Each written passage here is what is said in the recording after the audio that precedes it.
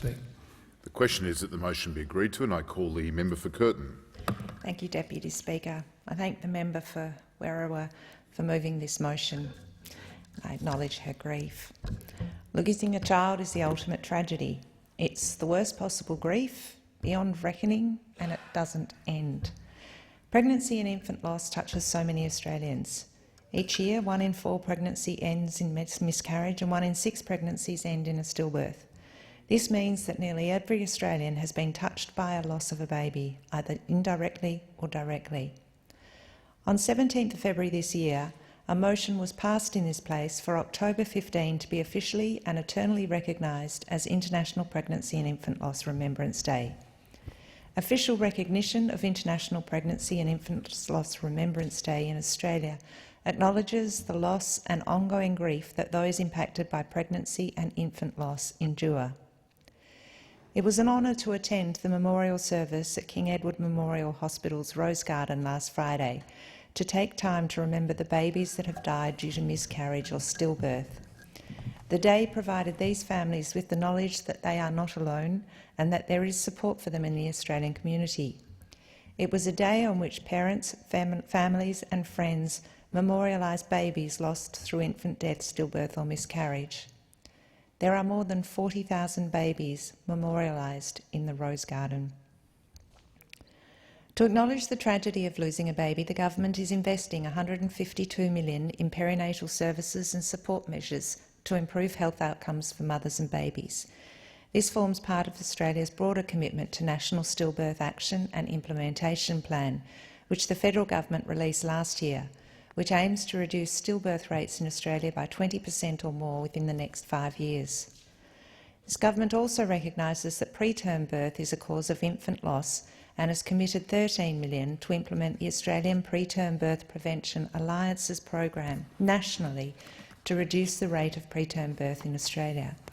I note and commend Professor John Newnham and his team who lead this national program out of my electorate. $21 million has also been committed, which includes specific actions to target women at increased risk of stillbirth, including Aboriginal and Torres Strait Islander women. The government is working closely with Aboriginal and Torres Strait Islander women and women from culturally and linguistically diverse backgrounds to design stillbirth prevention messages that resonate with these population groups. Bereaved parents often suffer in silence, which is why the government is investing in ongoing support for the wellbeing of parents, including $43 million towards the Perinatal Mental Health and Wellbeing Program, which includes support for families experiencing grief following the death of a child. To provide intensive support to families experiencing stillbirth, the government is working with Red Nose to fund the Hospital to Home program. The government is dedicated to working closely with other non-government organisations like the Stillbirth Centre for Research Excellence and the Australian Preterm Birth Alliance Prevention Alliance to help reach as many families as we can. The government is proud to be working with a wide range of organisations and is committed to improving the health of mothers and babies to reduce the devastation of pregnancy and infant loss.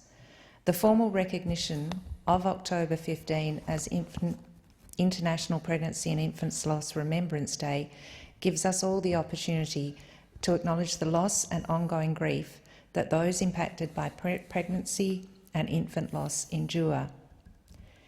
In closing, I want to recognise and thank a dedicated and inspiring WA couple, John and Kate Delaney, for their work in relation to pregnancy and infant loss and on having this day officially recognised. Mr and Mrs Delaney lost 7 babies by miscarriage. After losing their first baby, the Delaneys didn't know where to turn, who to talk to or where to get support. Over time and by supporting each other, they discovered that the loss of a baby is not something you get over. You just have to find a way of integrating it into your life. Since this time, John and Kate have dedicated themselves to raising awareness of the issue of pregnancy and infant loss to ensure that no one ever feels as alone and unsupported as they did on the day they lost their first child.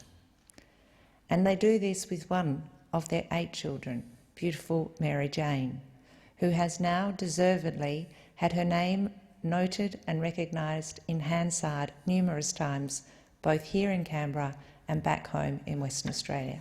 Thank you.